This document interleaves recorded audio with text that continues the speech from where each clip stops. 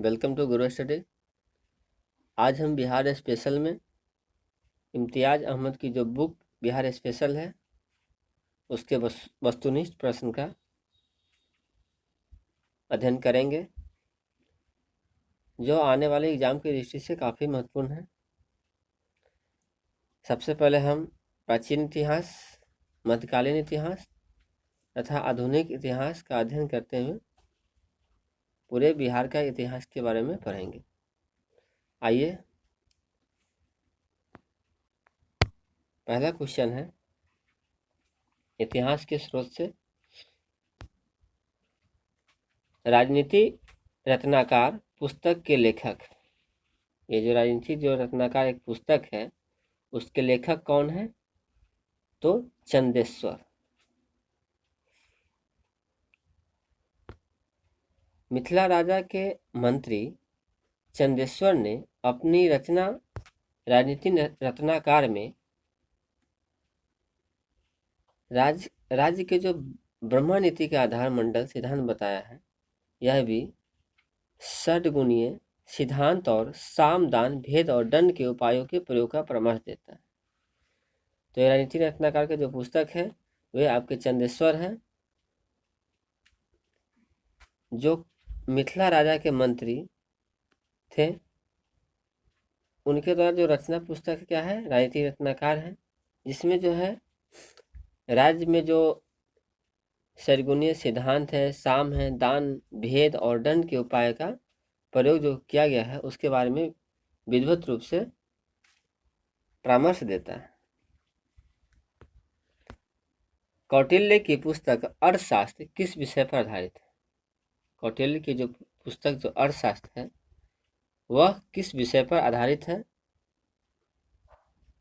तो शासन कला के सिद्धांत और अभ्यास पे। शासन कला के सिद्धांत और अभ्यास पे जो है कौटिल्य की जो पुस्तक अर्थशास्त्र है वह आधारित है।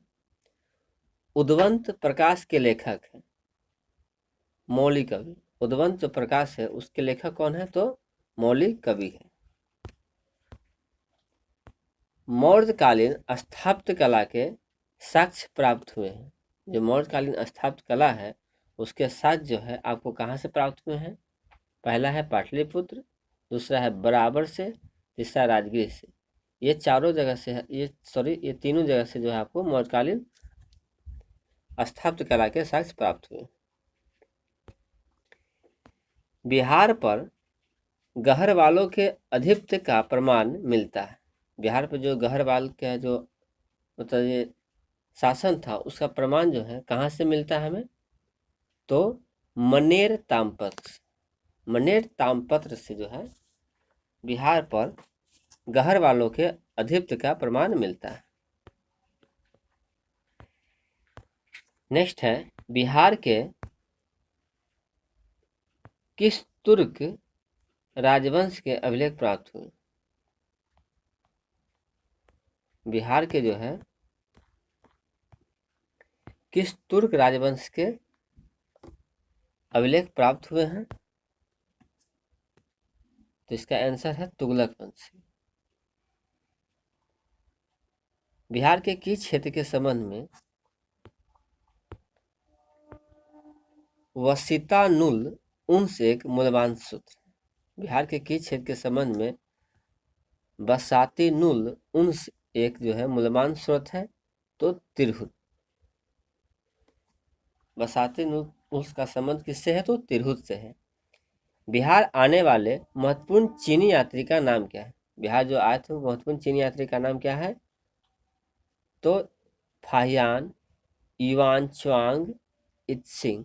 ये सभी जो है बिहार आने वाले महत्वपूर्ण चीनी यात्री थे। मुगल काल में बिहार आने वाले प्रथम विदेशी यात्री कौन थे? जो मुगल काल में जो विदेशी यात्री आए थे उसमें प्रथम विदेशी यात्री जो थे कौन थे? तो मुल्ला तकिया जो थे बिहार आने वाले प्रथम विदेशी यात्री थे मुगल काल में। निम्नलिखित यूरोपीय यात्रियों में कौन बिहार नहीं आया था? ये जो मैंड्रिक है, जॉन मार्शल है, फ्रांसीसी बर्निए है, पीटर मुंडी, ये कौन से जो है यूरोपीय यात्री बिहार नहीं आए थे? तो ये आपके फ्रांसीसी वर्णीय जो है नहीं आए थे। बाकी मैनरिक आए थे, इसमें आपको मैनरिक आए थे, जॉन मार्शल भी आए थे, पीटर मुंडी भी आए थे, सिर्फ फ्रांसाई वर्णीय नहीं आए थे। बहारी अस्ताने गैबी किसकी रचना है? ये जो बहारी अस्ताने गैबी जो है किसकी रचना है? तो मिर्जा नाथन की। बहारी अस्ताने गैबी जो किसकी रचना है? तो मिर्जा नाथन की रचना है। प्राचीन बिहार के इतिहास के जानकारी के मुख्य स्रोत है, तो आपको पांचों के पांचों ऑप्शन सही है। तो प्राचीन बिहार के इतिहास के जानकारी के मुख्य स्रोत है भग्नावशेष, यात्रा वृत्तांत, अभिलेख, सिक्के और धार्मिक ग्रंथ। ये सभी जो है हमारे प्राचीन बिहार के इतिहास के जानकारी के मुख्य स्रोत है। प्राचीन पाटलिपुत्र के संबंध में जानकारी के स्रोत है। तो प्राचीन पाटलिपुत्र के जानकारी के स्रोत कौन कौन से हैं?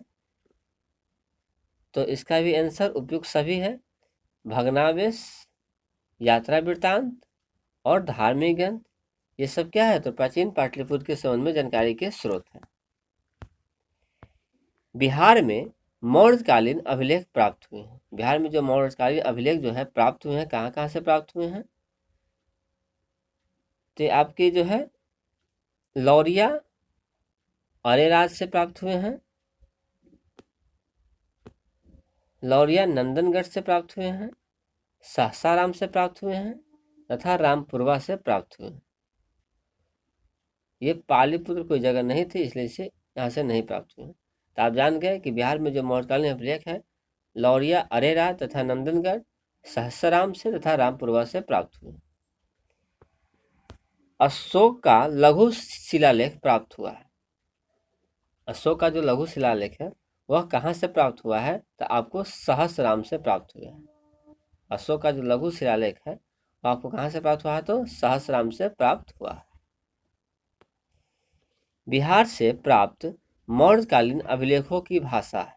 बिहार से जो मौर्यकालीन अभिलेख जो है वो जो प्राप्त हुए हैं उसकी भाषा कौन सी है? तो आपको ये प्राकृत भाषा में, मौर्यकालीन जो अभिलेख है वो किस भाषा में लिखा गया है? तो प्राकृत भाषा में लिखा गया है। बिहार से प्राप्त मौर्यकालीन अभिलेखों की लिपि क्या है? तो आप यहाँ देखें कि ये भाषा कौन सी है? तो भाषा जो है आपको प्राकृत है तथा लिपि जो पूछेगा तो लिपि जो है ब्राह्मी है। अर्थात मौर्यकालीन जो अभिलेख है उसकी जो भाषा क्या है? तो भाषा जो है क्या है? तो प्राकृत है तथा लिपि क्या है? तो लिपि ब्राह्मी। मिर्तुल अहवाल किसकी रचना है? तो मिर्तुल अहवाल जी है वह मुल्ला बहबहानी की रचना है। मिर्तुल अहवाल जो है मुल्ला बहबहानी की रचना है। मध्यकालीन मिथिला के इतिहास के स्रोत में महत्वपूर्ण, मध्यकालीन मिथिला के जो इतिहास के स्रोत में कौन से महत्वपूर्ण है? तो ये उपयुक्त सभी महत्वपूर्ण है। कीर्तिलता, कीर्ति पताका, वर्ण रत्नाकर, ये चारों के ये तीनों का तीनों जो है आपको मध्यकालीन मिथिला के इतिहास में महत्वपूर्ण है। एक बार फिर से देखते हैं। मध्यकालीन मिथिला के इतिहास में कीर्तिलता, कीर्ति पताका, वर्ण रत्नाकर ये सभी महत्वपूर्ण है। बिहार में धातु प्रस्तर युगीन अवशेष मिले हैं। कहाँ से मिले हैं? तो आपको ये उपयुक्त सभी से मिले हैं। धातु की प्रस्तर युगीन जो अवशेष है आपको चिरांद छपरा से मिले हैं, मनेर से मिले हैं, चेचर मतलब जिसको पहले वैशाली कहते थे वहां से, एवं सोनपुर से। तो छपरा, वैशाली, सोनपुर तथा मनेर ये चारों चीज क्या है? आपको धातु की प्रस्तर युगीन अवशेष आपको मिले। बिहार के गया जिले के अफसर से प्राप्त अभिलेख में किस राजवंश के बारे में जानकारी मिलती है? इसका आंसर है परवर्ती गुप्त वंश। बिहार के गया जिले के अफसर से प्राप्त अभिलेख में परवर्ती गुप्त वंश के बारे में हमें जानकारी मिलती है। और ये अवसर कहाँ है? तो आपके गया जिले में है। और इस अवसर से हमें परवर्ती गुप्त वंश के बारे में जानकारी मिलती है। बिहार प्रांत के आरा से प्राप्त देव बनार का लेख तथा शाहपुर पटना एवं मंदार जो बांका से प्राप्त लेखों में जानकारी मिलती है। तो ये जो बिहार के प्रांत से के जो आरा का जो देव बनार का लेख, शाहपुर एवं मंदार से प्राप्त जो लेख है उसके बारे में किसके बारे में जानकारी मिलती है? तो हमें परवर्ती गुप्त वंश के बारे में हमें जानकारी मिलती है। पाल शासकों के बारे में जो है हमें जानकारी कहाँ से मिलती है? तो ये आपका आंसर है उपयुक्त सभी। तो देवपाल के मुंगेर अभिलेख से, नारायण पाल का भागलपुर ताम्रलेख से, महिपाल प्रथम के नालंदा एवं मुजफ्फरपुर अभिलेख से। तो पाल शासक के बारे में जानकारी कहाँ कहाँ से मिलती है? तो मुंगेर, भागलपुर, नालंदा एवं मुजफ्फरपुर।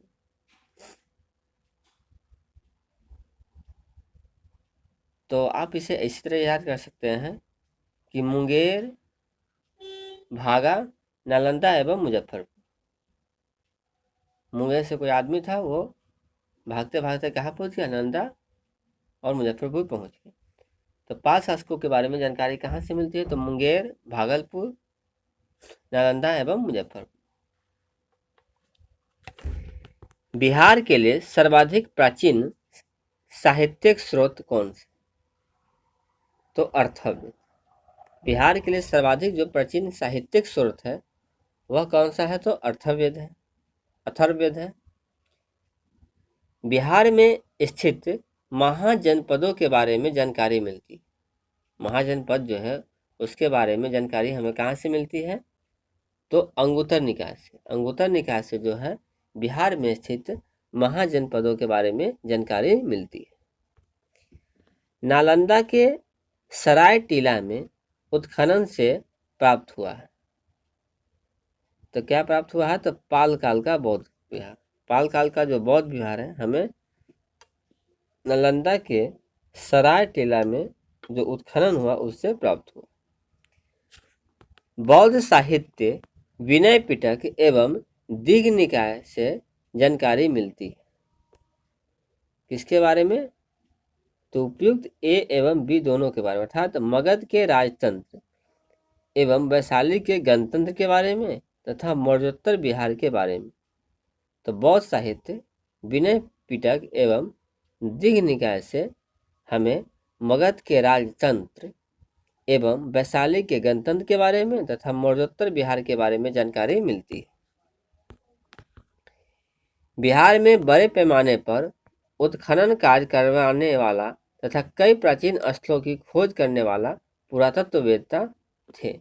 इसका आंसर है कनिंघम। कनिंघम जो थे बिहार में बड़े पैमाने पर उत्खनन कार्य करवाने वाले तथा कई प्राचीन स्थलों की खोज करने वाले पुरातत्ववेत्ता थे। नालंदा में स्थित बड़ा गांव, यह बड़ा गांव कहाँ है आपको? तो नालंदा में स्थित है, जिसे हम नालंदा महाविहार भी कहते थे। उसका पता किसने लगाया था? तो बड़ा गांव का पता जो है किसने लगाया था? तो कनिंघम ने ही लगाया था, क्योंकि बिहार में जो भी उत्खनन का कार्य हुआ था वो कनिंघम के शासन काल में, मतलब कनिंघम के द्वारा ही हुआ था। इसलिए जो बड़ा गांव होता है और जो कोई जो जगह है वो कनिंघम के द्वारा ही खोज किए गए थे। तो हम जानते हैं कि इसका आंसर क्या हो गया? तो कनिंघम हो गया। इसके बारे में पढ़ते हैं। वहां से 2 अभिलेख भी मिले हैं। ये जो बड़ा गांव है यहाँ से 2 अभिलेख भी मिले हैं जिन पर नालंदा का नाम उत्कीर्ण है। बिहार शरीफ में ये आपको जो है बिहार शरीफ में कुमारगुप्त प्रथम और स्कंदगुप्त का प्रसिद्ध स्तंभ भी प्राप्त हुआ है। तो बिहार शरीफ में जो है कुमारगुप्त प्रथम और स्कंदगुप्त का प्रसिद्ध स्तंभ भी प्राप्त हुआ है। कनिंघम ने बोधगया के मंदिर को भी खोजा था। तो ये नालंदा में आपको जो है बोध गया के मंदिर को भी खोजा गया है तथा कुमारगुप्त प्रथम और स्कंदगुप्त का प्रसिद्ध स्तंभ को भी खोजा गया है। पुरातत्ववेत्ता कनिंघम ने बिहार में खोज की, तो इसने सभी की खोज की थी। तो केसरिया स्तूप चंपारण, केसरिया स्तूप कहाँ है? तो आपके चंपारण में है। लौरिया अरेराज का अशोक स्तंभ, इसको भी किसने किया था? तो कनिंघम ने किया था। बसाढ़ के अवशेषों के आधार पर वैशाली के प्राचीन स्थल जो है ये भी कनिंघम ने ही किया था। विदेह के राजा जनक ने निष्क्रिया सुवर्ण या सतनाम उपहार में दी। हम जानते हैं कि सोना को निस कहते थे, सुवर्ण कहते थे या सतनाम भी कहते थे। तो विदेह के राजा जनक ने निष्क स्वर्ण या सतनाम उपहार में दिए। यह कहाँ वर्णित है? मतलब इसका उल्लेख जो है कहाँ किया गया है? तो बृहदारण्यक उपनिषद में ये उल्लेख किया गया है कि विदेह के राजा जनक ने निष्क स्वर्ण या सतनाम उपहार में दिए। बिहार से प्राप्त मौर्य अभिलेखों की लिपि है। बिहार से जो प्राप्त मौर्य अभिलेख है उसकी लिपि क्या है? तो इसमें उपयुक्त में से कोई नहीं इसका आंसर है, क्योंकि खरष्टी तो है नहीं। आपको अरमाइक है नहीं, ग्रीक है नहीं, ये क्या लिपि है आप हमें कमेंट में जरूर बताइए। बिहार से प्राप्त पहला द्विभाषी अभिलेख किस मध्यकालीन शासक से संबंधित है? बिहार से प्राप्त पहला द्विभाषी अभिलेख जो है किस मध्यकालीन शासक से संबंधित है? तो शेरशाह से। वह पहला मुगल शासक कौन था जिसने अभिलेख बिहार में मिले? इसका आंसर है अकबर। अकबर पहला मुगल शासक था जिसके अभिलेख जो है बिहार में मिले। बौद्ध धार्मिक साहित्य में कौन ग्रंथ प्राचीन बिहार के इतिहास के संबंध में जानकारी का स्रोत है? तो आपको ये दीघनिकाय जो है बौद्ध धार्मिक साहित्य में प्राचीन बिहार के इतिहास के संबंध में जानकारी के स्रोत है। सियर उल मुताखरीन की रचना किसने की थी?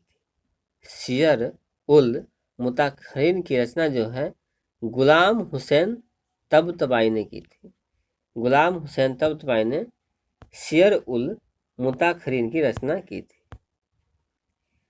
अब एक ठो मिलान करना है जिसमें कहता है कि मध्यकालीन बिहार से संबंधित इन स्रोतों का सही सुमेलित करें। तो रियाज एक तरफ रचना है, दूसरी तरफ रचनाकार। तो आपको जो है रियाज उस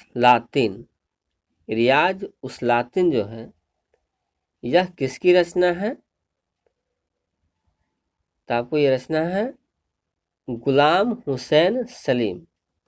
गुलाम हुसैन सलीम की रचना कौन सी है? रियाज उस लातिन है।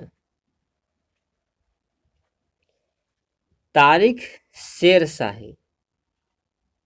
जो शेरशाही है वह किसकी रचना है? तो तारीख जो शेरशाही है वह जो आपकी रचना है अब्बास सरवानी की। अब्बास सरवानी की रचना कौन है? तो तारीख शेरशाही। इसके बाद वकीयाते मुस्ताकी जो है यह किसकी रचना है? तो रिजकुल्लाह की। अफसनाए शाह यह जो है किसकी रचना है? तो आपको शेख कबीर की। और लास्ट है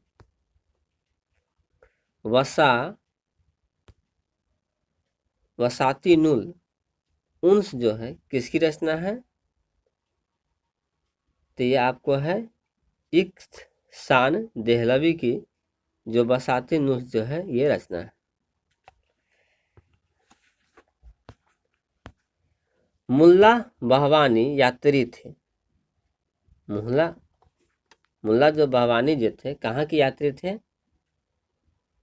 तो इसका आंसर है ईरान के। मुल्ला जो बहबानी थे वह यात्री थे ईरान के। मुल्ला बहबानी की यात्री वृत्तांत से हमें आधुनिक बिहार के बारे में जानकारी मिलती। आधुनिक बिहार के अध्ययन के लिए स्रोत क्या है? तो आधुनिक बिहार के अध्ययन के लिए स्रोत है उपयुक्त सभी। फ्रांसीसी बुकानन द्वारा संकलित विभिन्न रिपोर्ट। फ्रांसीसी जो बुकानन है उसके द्वारा संकलित सभी report. District gazetteer land survey and settlement report for William Indian house correspondence series, ये सभी क्या है जो है आधुनिक बिहार के अध्ययन के लिए स्रोत है।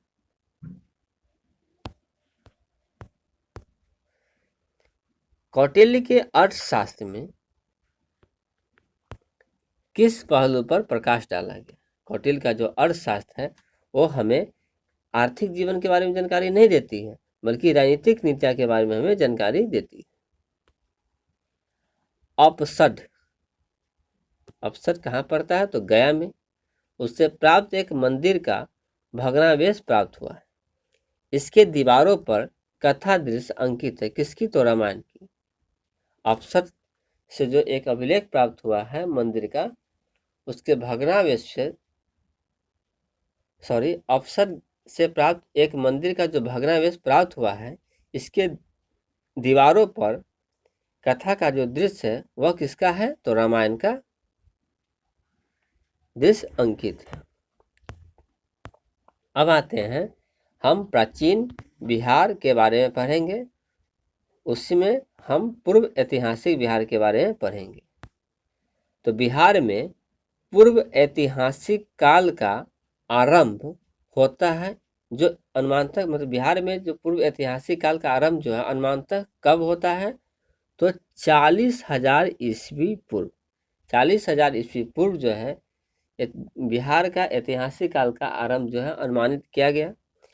बिहार में पूर्व ऐतिहासिक काल के अवशेष जो है प्राप्त हुए। जो पूर्व ऐतिहासिक काल जो है उसके अवशेषों जो है प्राप्त हुए हैं। आपको ये तीनों सही है। कुल्हाड़ियों के फलक, चाकू एवं खुरपी तथा मीडबान, ये चारों जो है बिहार में पूर्व ऐतिहासिक काल के अवशेष हैं। बिहार में आदि मानव के निवास के आरंभिक साक्ष्य कहाँ से प्राप्त हुए हैं? तो आरंभिक जो मानव थे उसके जो साक्ष्य है वह कहाँ से प्राप्त हुए हैं? तो आपके मुंगेर एवं नालंदा से। बिहार में आदि मानव के उपस्थिति के बारे में आरंभिक साक्ष्य किस युग के हैं? बिहार में आदि मानव के जो उपस्थित जो आरंभिक साक्ष्य है वह पूर्व प्रस्तर युग के हैं। बिहार में मध्यवर्ती प्रस्तर युग के साक्ष्य मिले हैं। मध्यवर्ती प्रस्तर युग के साक्ष्य जो है कहाँ से मिले हैं? तो मुंगेर से हमें मध्यवर्ती प्रस्तर युग के साक्ष्य मिले हैं। बिहार में चिरान, सारण एवं चेचर, वैशाली, अर्थात चिरान को कहाँ पाया जाता है? सारण में। और चेचर का संबंध किससे है? तो वैशाली में। किस युग के अवशेष प्राप्त हुए हैं? तो नवप्रस्तर युग के, अर्थात प्राचीन, मध्यकालीन तथा नवप्रस्तर युग, ये तीनों के जो अवशेष जो है आपको, तो प्राचीन काल के जो अवशेष जो है, जो पूर्व प्रस्तर युग के अवशेष है, वह जो है आदि मानव की उपस्थिति के आरंभिक साक्ष्य जो है पूर्व प्रस्तर युग में से मिले हैं। मध्यवर्ती प्रस्तर युग से जो है आपको जो है मुंगेर से मिले हैं, तथा नव प्रस्तर युग के जो अवशेष है आपको चिरान एवं चेचर से मिले हैं। बिहार में ताम्र प्रस्तर युग के प्रवर्ती चरण के अवशेष कहाँ से प्राप्त हुए हैं? तो आपका आंसर है उपयुक्त सभी। चिरान सारण से, चेचर वैशाली से एवं सोनपुर एवं मने से। मतलब ताम्र प्रस्तर युग के प्रवर्ती चरण के अवशेष जो है चिरान, चेचर, सोनपुर एवं मने चारों जगह से प्राप्त हुए। अब आते हैं ऐतिहासिक काल का आरंभ। तो बिहार सहित पूर्वी भारत में आर्यों का आगमन हुआ था। बिहार सहित पूर्वी भारत में आर्यों का आगमन जो हुआ था अनुमानतः कब हुआ था? इसका आंसर है लगभग 800 ईस्वी पूर्व में। 800 ईस्वी पूर्व महाजनपद काल में इसका आगमन हुआ था। तो बिहार सहित पूर्वी भारत में आर्यों का जो आगमन है वह महाजनपद काल में हुआ था, और ये महाजनपद काल कब कब चल रहा था? तो लगभग 800 ईस्वी पूर्व में। बिहार सहित पूर्वी भारत में आर्यों के विस्तार में सहायक था। जो ये आर्य आए थे महाजनपद काल में, उसके विस्तार में सहायक कौन था? तो लोहे का उपयोग। लोहे का जो उपयोग था बिहार सहित पूर्वी भारत में आर्यों के विस्तार में सहायक था। श्रुति तथा किंवदंती के अनुसार महाभारत के युद्ध के समय बिहार में मुख्य राज्य कौन कौन थे? महाभारत में कि जब युद्ध हो रहा था उसमें बिहार में मुख्य राज्य कौन कौन से थे? तो आपको मगध तथा विदेह, अंग एवं लिच्छवी। जब महाभारत का जब युद्ध चल रहा था उसमें श्रुति तथा किंवदंती के अनुसार बिहार में मुख्य राज्य मगध तथा विदेह थे, अंग एवं लिच्छवी थे। वेद के किस ग्रंथ में बिहार के विदेह राज्य में आर्यों के आगमन तथा निवास का साक्ष्य विवरण मिलता है? तो वेद के किस ग्रंथ में बिहार के विदेह राज्य में आर्यों के आगमन तथा निवास का साक्ष्य विवरण मिलता है? इसका आंसर है शतपथ ब्राह्मण। शतपथ ब्राह्मण में जो है बिहार के विदेह राज्य में आर्यों के आगमन तथा निवास का साक्ष्य विवरण मिलता है। विदेह की प्रथम चर्चा सर्वप्रथम शतपथ ब्राह्मण में ही मिलती है। बिहार का कौन सा प्राचीन राज्य आरंभ में बहुत दिनों तक आर्यावर्त के बाहर तथा अनार्य जाति के लोगों का आवास स्थल था? इसका आंसर है मगध। बिहार का जो मगध राज्य था, मगध प्राचीन राज्य आरंभ में बहुत दिनों तक आर्यावर्त के बाहर था तथा अनार्य जाति के लोगों का आवास स्थल रहा था। बिहार में उपनिषद काल में ब्राह्मण धर्म तथा ज्ञान का महान केंद्र था। जो उपनिषद काल जो था उसमें ब्राह्मण धर्म तथा ज्ञान का महान केंद्र कौन था? तो आपका विदेह। विदेह के राजा जनक प्रसिद्ध दार्शनिक थे। यह राज्य व्याकरण, साहित्य तथा दर्शन शास्त्र का क्या था? तो महत्वपूर्ण केंद्र था। अथर्ववेद में व्रत शब्द का प्रयोग किस राज्य के लोगों के लिए किया गया है? तो अथर्ववेद में व्रत शब्द का प्रयोग जो है आपको मगध के लिए किया गया है। अथर्ववेद के सूक्त में पहली बार मगध का वर्णन मिलता है। बिहार का कौन सा राज्य उत्तर वैदिक काल का एक महत्वपूर्ण राज्य था? इसका आंसर है विदेह। तो बिहार का जो विदेह राज्य था उत्तर वैदिक काल का एक महत्वपूर्ण राज्य था। बिहार के भौगोलिक क्षेत्र की चर्चा सर्वप्रथम किस साहित्यिक रचना से मिलती है? बिहार के जो भौगोलिक क्षेत्र है उसकी चर्चा जो है किस साहित्यिक रचना से मिलती है? तो आपको शतपथ ब्राह्मण से मिलती है बिहार के भौगोलिक क्षेत्र की चर्चा। अब हम पढ़ते हैं महाजनपद। तो 6ठी शताब्दी ईस्वी पूर्व में भारत में 16 महाजनपदों का उदय हुआ। 16 महाजनपदों का उदय कब हुआ? तो 6ठी शताब्दी से पूर्व में हुआ।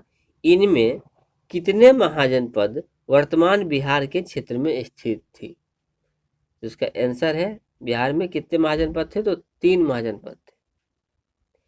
16 महाजनपदों के बारे में जानकारी हमें बौद्ध ग्रंथ अंगुत्तर निकाय से मिलती है तथा जैन ग्रंथ जो क्या है कल्पसूत्र से हमें ये 16 महाजनपदों के बारे में जानकारी मिलती है। निम्न में से कौन सा महाजनपद वर्तमान बिहार के क्षेत्र में स्थित नहीं था। कहने का मतलब हुआ कि बिहार में 3 महाजनपद थे, जिसमें आपको अंग था, वज्जी था तथा मगध था। ये 3 ही बिहार में मुख्य रूप से महाजनपद थे। मुख्य रूप से क्या, ये 3 ही महाजनपद थे ही। बिहार के किन क्षेत्रों में अंग महाजनपद स्थित था? तो इसका आंसर है भागलपुर एवं मुंगेर। बिहार के भागलपुर एवं मुंगेर क्षेत्रों में अंग महाजनपद स्थित था। अंग महाजनपद की राजधानी थी। तो अंग जो महाजनपद है उसकी राजधानी कहाँ थी? तो आपका इसका आंसर है चंपा। अंग महाजनपद की राजधानी थी चंपा। बुद्ध के समय तक चंपा की गणना भारत के 6 महानगरियों में की जाती थी। बिहार के पटना तथा गया का जिला किस महाजनपद में सम्मिलित था? तो बिहार का पटना तथा गया का जिला जो है आपको जो है मगध महाजनपद में सम्मिलित था।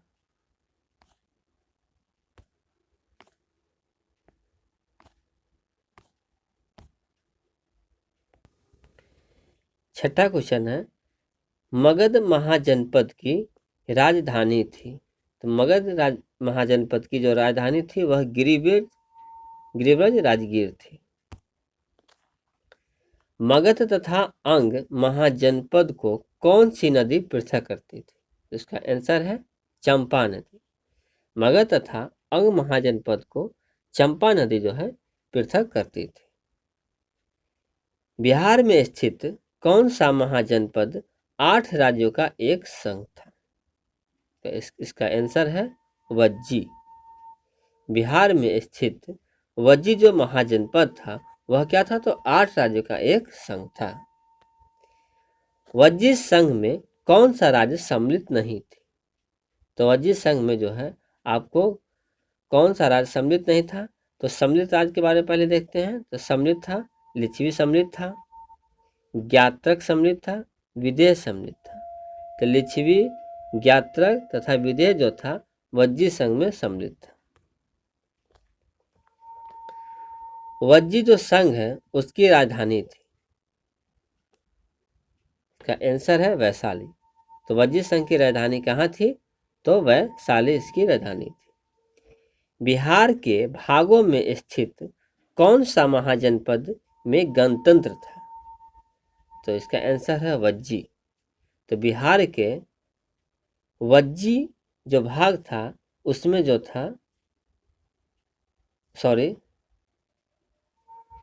बिहार के भागों में स्थित वज्जी जो महाजनपद था उसमें क्या था? गणतंत्र था। ईसा पूर्व 6ठी सदी में विश्व की प्रथम गणतंत्रात्मक व्यवस्था कहाँ थी? ईसा पूर्व जो था 6ठी सदी में विश्व की जो प्रथम गणतंत्रात्मक व्यवस्था थी वह कहाँ थी? तो इसका आंसर है वैशाली। मगध की प्रथम राजधानी कौन सी थी? इसका आंसर है गिरिब्रज तथा राजगृह। तो मगध की प्रथम राजधानी कौन सी थी? तो गिरिब्रज तथा राजगृह थी। प्राचीन भारत के 16 महाजनपदों में एक था। इसका आंसर है अंग। प्राचीन भारत के 16 महाजनपदों में एक था अंग। विश्व का पहला गणतंत्र वैशाली में किसके द्वारा स्थापित किया गया था? इसका आंसर है लिच्छवी। विश्व का पहला गणतंत्र जो है वैशाली में जो है लिच्छवी के द्वारा स्थापित किया गया था। अब हम पढ़ते हैं जैन धर्म। जैन धर्म के वास्तविक संस्थापक और 24वें एवं अंतिम तीर्थंकर महावीर का जो जन्म जो था वह कहाँ हुआ था? तो इसका आंसर है आपको कुंडग्राम में। जैन धर्म के वास्तविक संस्थापक कौन थे? जैन धर्म के वास्तविक संस्थापक और 24वें एवं अंतिम तीर्थंकर कौन थे? तो महावीर थे। उनका जो जन्म है वह कुंडग्राम में हुआ था। महावीर के जो बचपन का नाम है वह वर्धमान था। महावीर के जो बचपन का नाम है वह वर्धमान था।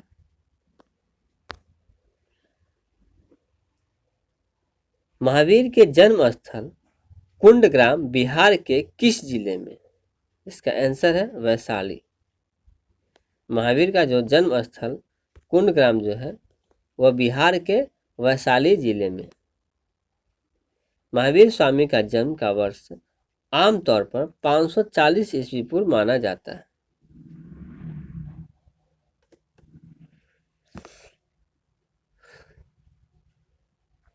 महावीर स्वामी के पिता सिद्धार्थ का संबंध था वज्जी संघ से। महावीर स्वामी के जो पिता थे उनका संबंध जो था वज्जी संघ से था। सिद्धार्थ वज्जी संघ के एक गणराज्य कुंडग्राम के ज्ञातिक क्षत्रियों के प्रमुख थे। जो महावीर के पिता जो थे सिद्धार्थ, वह जो थे वज्जी संघ के एक गणराज्य जो थे कुंडग्राम, उसके ज्ञातिक क्षत्रियों के प्रमुख थे। चौथा क्वेश्चन है, महावीर स्वामी की माता कौन थी? तो त्रिशला थी, जिसे विदेहदत्ता राजकुमारी भी कहते थे। तो महावीर स्वामी की माता त्रिशला राजकुमारी कहाँ की थी? तो आपको ये इसका आंसर है लिच्छवी की। त्रिशला जो थी लिच्छवी प्रमुख चेटक की क्या थी? बहन थी। महावीर स्वामी ने अपना अंतिम उपदेश कहाँ दिया? तो महावीर स्वामी ने अपना अंतिम जो उपदेश थे वह पावापुरी में दिए। पावापुरी बिहार के नालंदा जिले में स्थित है। महावीर की मृत्यु हुई थी, इसका आंसर है पावापुरी में। महावीर की जो मृत्यु हुई थी वह कहाँ हुई थी? तो पावापुरी में हुई थी। प्रथम जैन संगीति का आयोजन हुआ था। प्रथम जो जैन संगीति है उसका आयोजन कहाँ हुआ था? तो पाटलिपुत्र में हुआ था। प्रथम जैन संगीति का आयोजन किसके शासनकाल में हुआ था? इसका आंसर है चंद्रगुप्त मौर्य। प्रथम जो जैन संगीति है उसका जो आयोजन है वह चंद्रगुप्त मौर्य के शासनकाल में हुआ था। प्रथम जैन संगीति की अध्यक्षता किसने की थी? इसका आंसर है स्थूलभ्रत। तो प्रथम जैन संगीत किसके शासनकाल में हुआ? तो चंद्रगुप्त मौर्य के शासनकाल में हुआ, तथा प्रथम जैन संगीत की अध्यक्षता जो है किसने की थी? तो स्थूलभ्रत ने की थी। प्रथम जैन संगीति का आयोजन पाटलिपुत्र में हुआ था, जिसमें क्या कार्य हुए? जिसमें कार्य हुआ जैन धर्म के महत्वपूर्ण 12 अंगों का प्रणयन किया गया। प्रथम जो जैन संगीति हुई थी उसमें जो था महत्वपूर्ण जो 12 अंग जो थे उसका प्रणयन किया गया, एवं जैन धर्म के 2 भाग श्वेतांबर एवं दिगंबर में विभाजन हो गया। तो जैन धर्म जो है श्वेतांबर तथा दिगंबर में कब विभाजित हुआ? तो प्रथम जैन संगीति के दौरान ही हुआ था। और प्रथम जैन संगीति कहाँ हुई थी? तो पाटलिपुत्र में हुई थी। जैन धर्म के 12वें तीर्थकार वसुपूज्य की जन्मस्थली। जैन धर्म के जो 12वें तीर्थकार कौन है? तो वसुपूज्य की जन्मस्थली कहाँ थी? तो चंपा में। तो आपने देखा कि जैन धर्म के 12वें तीर्थकार कौन थे? तो वसुपूज्य थे, तथा उनकी जो जन्मस्थली है वह कहाँ है? तो चंपा है। अब आते हैं बौद्ध धर्म के बारे में पढ़ने। बौद्ध धर्म के संस्थापक गौतम बुद्ध थे। गृह त्याग के उपरांत सर्वप्रथम गए, अर्थात बौद्ध धर्म के संस्थापक गौतम बुद्ध ने गृह त्याग जब कर दिए तो उसके बाद सर्वप्रथम कहाँ गए? तो आपको वैशाली के समीप अलार कलार के आश्रम। जब गौतम बुद्ध जो थे गृह त्याग कर दिए तो गृह त्याग करने के बाद सबसे पहले वे अलार कलार के आश्रम में गए थे। गौतम बुद्ध को कहाँ कौंडिन्य और प्राच्य ब्राह्मण मिले? गौतम बुद्ध को जो थे कहाँ कौंडिन्य और प्राच्य ब्राह्मण मिले? थे आपको उरुवेला में। तो गौतम बुद्ध को आपने जाना कि जब ये गृह त्याग किए थे तो आपको जो है ये सबसे पहले कहाँ गए? अलार कलार के आश्रम में गए, और ये जो है इनको कौंडिन्य और 5 ब्राह्मण कहाँ मिले? तो उरुवेला में मिले। उरुवेला कहाँ पड़ता है? तो बोधगया में। गौतम बुद्ध को ज्ञान प्राप्त हुआ, इसका आंसर है बोधगया में। गौतम बुद्ध को जो ज्ञान है वह कहाँ प्राप्त हुआ? तो बोधगया में ज्ञान प्राप्त हुआ। गौतम बुद्ध को किस नदी के किनारे ज्ञान की प्राप्ति हुई? तो आपको ये निर्जना नदी के किनारे, गौतम बुद्ध को निर्जना नदी के किनारे ज्ञान की प्राप्ति हुई थी। उन्हें ज्ञान की प्राप्ति बोधगया में निर्जना नदी के किनारे एक पीपल के बीच के समीप हुई थी। राजगृह में आयोजित प्रथम बौद्ध संगीति में कौन से कार्य हुए? जो राजगृह में जो प्रथम बौद्ध संगीत का आयोजन हुआ था उसमें कौन से कार्य हुए? तो इसका आंसर है बी, बुद्ध की शिक्षाओं का संकलन सूत और विनय पिटक में हुआ। राजगीर में जो आयोजित प्रथम बौद्ध ग्रंथ था, बौद्ध सम्मेलन जो था, संगति जो थे, उसमें क्या हुआ कि बुद्ध की शिक्षाओं का संकलन जो है सूत और विनय पिटक में हुआ। और प्रथम बौद्ध संगति का प्रथम बौद्ध संगति का आयोजन जो है लगभग 483 ईस्वी पूर्व हुआ था। द्वितीय बौद्ध संगति का आयोजन कहाँ हुआ? तो वैशाली में। प्रथम इसे याद करते हैं, इसका ये संगति का जो ये आपको कहाँ हुआ था इसको याद रखते हैं, राव पाक।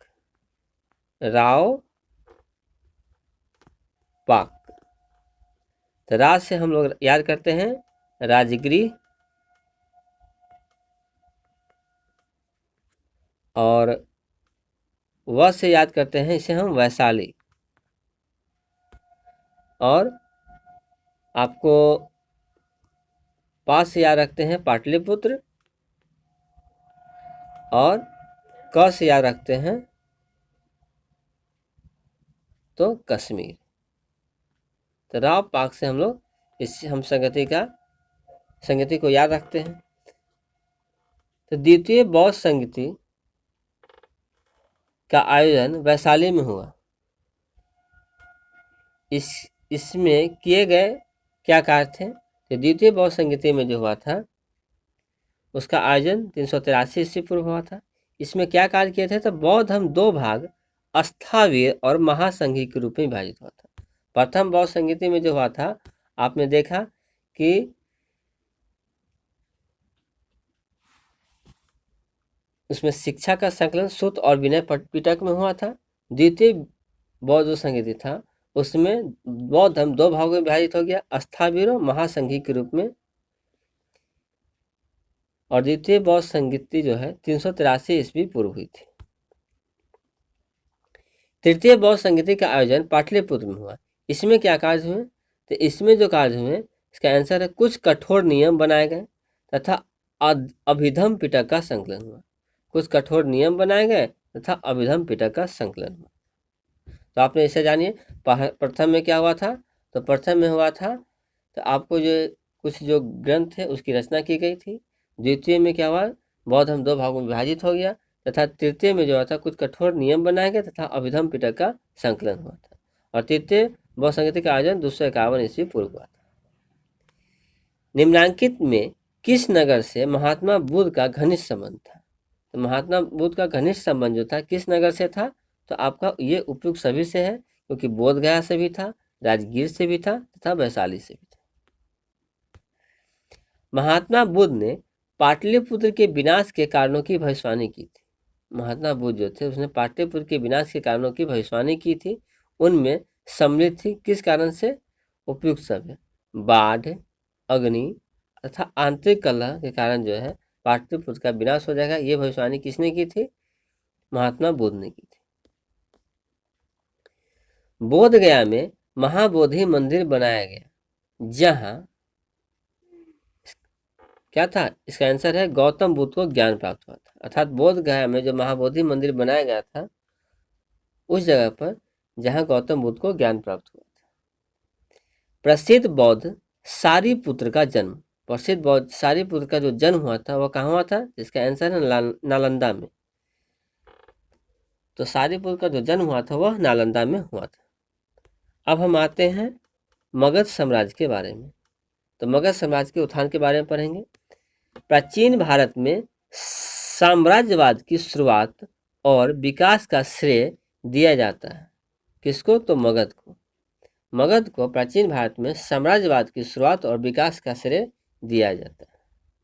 मगध राज्य की आरंभिक राजधानी थी, तो इसका आंसर है गिरिव्रज, राजगीर या राजगिरी। तो मगध राज्य की आरंभिक जो राजधानी थी वह गिरिव्रज, राजगीर या राजगिरी थी। और ये राजगीर जो था पहाड़ियों से घिरी हुई थी। महाभारत तथा पुराणों के अनुसार मगध का सर्वप्रथम राजवंश था। महाभारत तथा पुराणों के अनुसार मगध का सर्वप्रथम राजवंश कौन था? तो बृहद्रथ वंश था। महाभारत तथा पुराणों के अनुसार मगध का सर्वप्रथम राजवंश कौन था? तो बृहद्रथ वंश था। बृहद्रथ राजवंश जरासंध के पिता बृहद्रथ से आरंभ होता। बृहद्रथ जो राजवंश था वह जरासंध के पिता बृहद्रथ से आरंभ होता। मगध जनपद का संस्थापक था। तो मगध जो जनपद था उसका संस्थापक कौन था?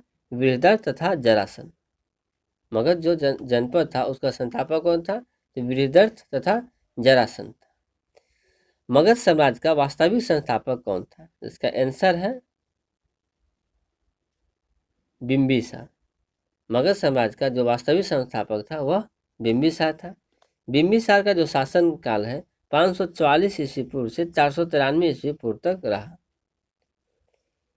बिंबिसार एवं अजातशत्रु किस वंश के थे? तो बिंबिसार एवं अजातशत्रु जो थे ये किस वंश के थे? तो हर्जक वंश के थे। बिंबिसार को सैनिक तथा अजातशत्रु को कुनिक भी कहा जाता है। तो बिंबिसार को सैनिक तथा अजातशत्रु को कुनिक भी कहा जाता है। बिंबिसार महात्मा बुद्ध का क्या थे? मित्र थे। मगध साम्राज्य का उत्कर्ष आरंभ हुआ। तो मगध साम्राज्य का उत्कर्ष जो है बिंबिसार के शासनकाल में हुआ था। बिंबिसार ने किस राजकुमारी के साथ विवाह किया था? इसका आंसर है उपयुक्त सभी। कौशला देवी, चलन्ना एवं खेमा, ये तीनों से बिंबिसार ने क्या था? विवाह किया था। तो बिंबिसार ने वैवाहिक संबंधों द्वारा अपनी स्थिति सुदृढ़ की थी। कौशल देवी कौशल की, खेमा पंजाब की तथा चलन्ना जो थी वजीर संघ की राजकुमारी थी। बिंबिसार ने ब्रह्मदत्त को पराजित कर कौन सा राज्य जीता? जिसका आंसर है अंग। ब्रह्मदत्त को जो पराजित कर जो है कौन सा राज्य जीता? तो अंग जीता। हर्जक वंश का दूसरा शासक था। हर्जक वंश का जो था दूसरा शासक कौन था? तो इसका आंसर है अजातशत्रु। अजातशत्रु 493 से लेकर 461 ईस्वी पूर्व ने अपने पिता बिंबिसार की हत्या कर सत्ता प्राप्त की थी। राजगीर में दुर्ग तथा स्तूप की स्थापना मगध के किस शासक ने की? इसका आंसर है अजातशत्रु। राजगीर में दुर्ग तथा स्तूप की जो स्थापना थी मगध के शासक अजातशत्रु ने की थी। वज्जी संघ के लिच्छवियों को पराजित करने वाला मगध का शासक कौन था? इसका आंसर है अजातशत्रु। वज्जी संघ के लिच्छवियों को पराजित करने वाला मगध का शासक जो था अजातशत्रु था। अजातशत्रु के साथ प्रेम संबंध के लिए चर्चित नर्तकी आम्रपाली कहाँ की थी? इसका आंसर है आपको वैशाली। अजातशत्रु के साथ प्रेम संबंध के लिए चर्चित नर्तकी आम्रपाली जो थी वह कहाँ की थी? तो वैशाली की थी। अजातशत्रु ने किस राज्य के साथ युद्ध में प्रथम बार रथमुसल तथा महाशिला कंटक नामक हथियारों का प्रयोग किया? इसका आंसर है लिच्छवी। अजातशत्रु ने लिच्छवी राज्य के साथ जब युद्ध हुआ था उसमें प्रथम बार रथमुसल तथा महाशिला कंटक नामक हथियार का प्रयोग किया था। प्रथम मगध साम्राज्य का उत्कर्ष किस शताब्दी में हुआ था? इसका आंसर है ईसा पूर्व 6ठी शताब्दी में। प्रथम मगध साम्राज्य का जो उत्कर्ष हुआ था वह ईसा पूर्व 6ठी शताब्दी में हुआ था। पाटलिपुत्र नगर की स्थापना किस शासक ने की थी?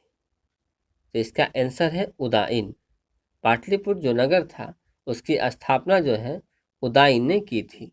अजातशत्रु के बाद उदयन मगध की गद्दी पर बैठा था, उसे उदयभद्र भी कहा गया है। किस राजा ने पाटलिपुत्र को सर्वप्रथम मगध की राजधानी बनाया? इसका आंसर है उदयन। पाटलिपुत्र को सर्वप्रथम मगध की राजधानी किसने बनाया था? तो उदयन ने बनाया था। हर्जक वंश का अंतिम शासक था, इसका आंसर है नागदशक। हर्जक वंश का जो अंतिम शासक था वह कौन था? तो नागदशक था।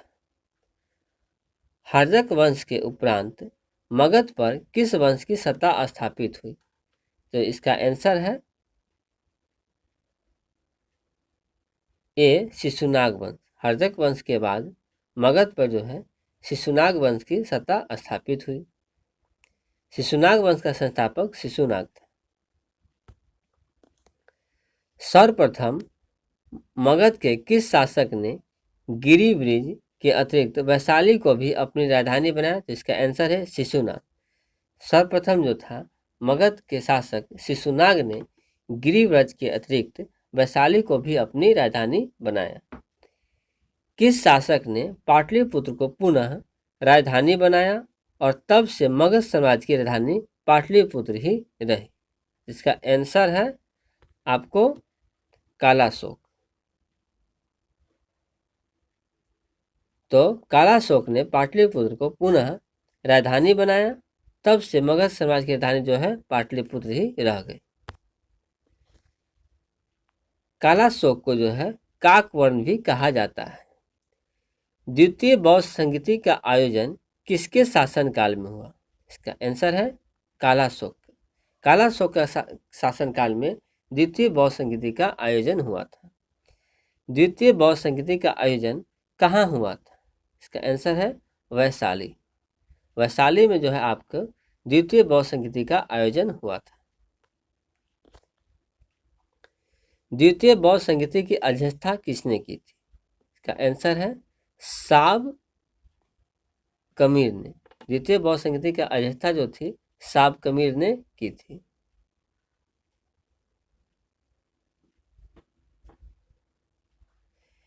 नंद वंश का संस्थापक था, तो इसका आंसर है महापद्म नंद। नंद वंश का संस्थापक कौन था? तो महापद्म नंद था। झा एवं श्रीमाली की पुस्तक प्राचीन भारत में नंद वंश का संस्थापक महानंदिन को बताया है।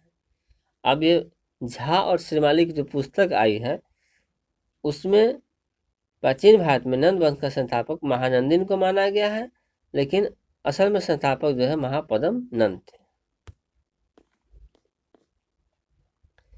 मगध के किस शासक को कली का अंश, परशुराम अवतार, क्षत्रियों का नाशक, सर्वक्षत्रतांग, एक छत्र एकाटक कहा गया? तो इसे महापद्म नंद के कहा गया। तो मगध के किस शासक को कली का अंश, परशुराम अवतार, क्षत्रियों का नाशक, सर्वक्षत्रांतक, एक छत्र एकराट कहा गया है? महापद्म नंद को। यह नंद वंश का सर्वाधिक प्रतापी शासक था। नंद वंश का अंतिम शासक कौन था? तो नंद वंश का अंतिम शासक जो था धनानंद था। प्रथम बौद्ध संगीति का आयोजन किसके शासनकाल में हुआ था? इसका आंसर है अजातशत्रु। प्रथम बौद्ध संगीति जो है उसका आयोजन अजातशत्रु के शासनकाल में हुआ था। इसका आयोजन 483 ईस्वी पूर्व में हुआ था। प्रथम बौद्ध संगीति का आयोजन कहाँ हुआ था? इसका आंसर है राजगृह। प्रथम बौद्ध संगीति का जो आयोजन हुआ था वह राजगृह में हुआ था। प्रथम बौद्ध संगीति की अध्यक्षता किसने किया था? इसका आंसर है महाकश्यप। प्रथम बौद्ध संगीति की जो अध्यक्षता थी वह महाकश्यप ने किया था। मगध साम्राज्य में कलिंग का विलय सर्वप्रथम किया था।